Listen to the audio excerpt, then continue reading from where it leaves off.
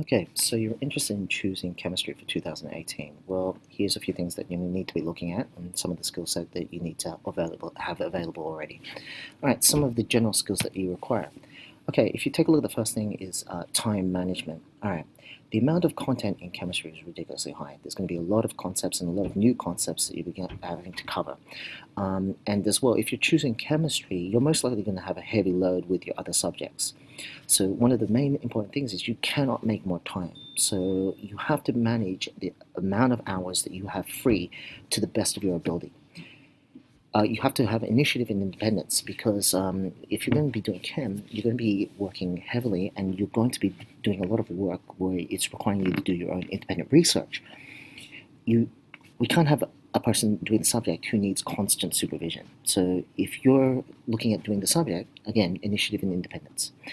Perseverance and resilience. There'll be a lot of content and concepts in chemistry that you will have never covered before.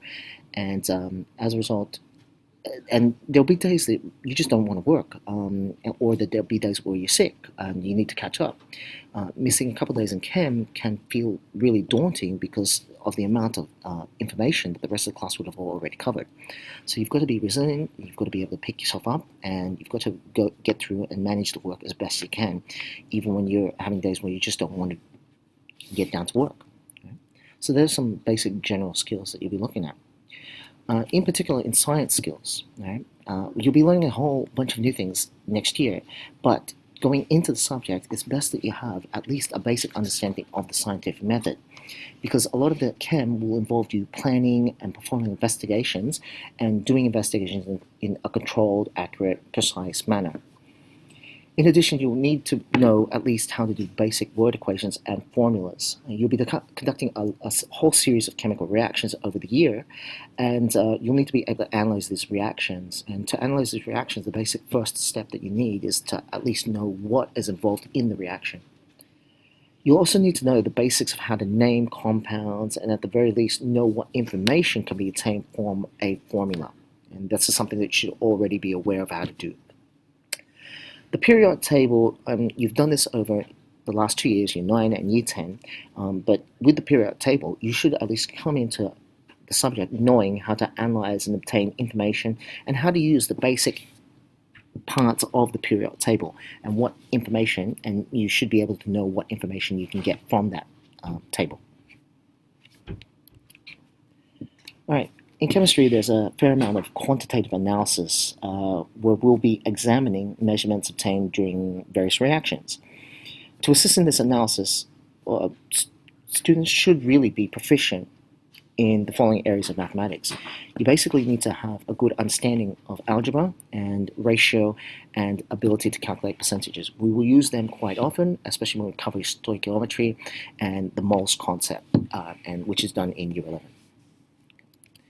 Okay, looking at the new syllabus for next year, there's going to be 4 modules to be covered in year 11, and those modules are properties and structures of matter, introduction to quantitative chemistry, reactive chemistry, and drivers of reaction.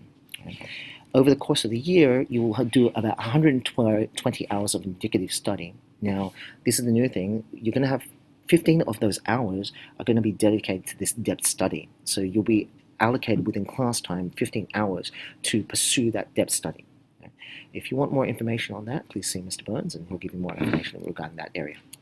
All right, if you want to actually see more what we do in chemistry, and if you want to actually ask me personal questions directly, then look, I'm going to be tutoring chemistry. I'm tutoring chemistry right now for my HSC students, and I've got the times up here, Tuesday to Thursday before school, 7:30 to 8:30, and Monday, Wednesday, Thursday, and Friday from 3:40 to 4:30 p.m.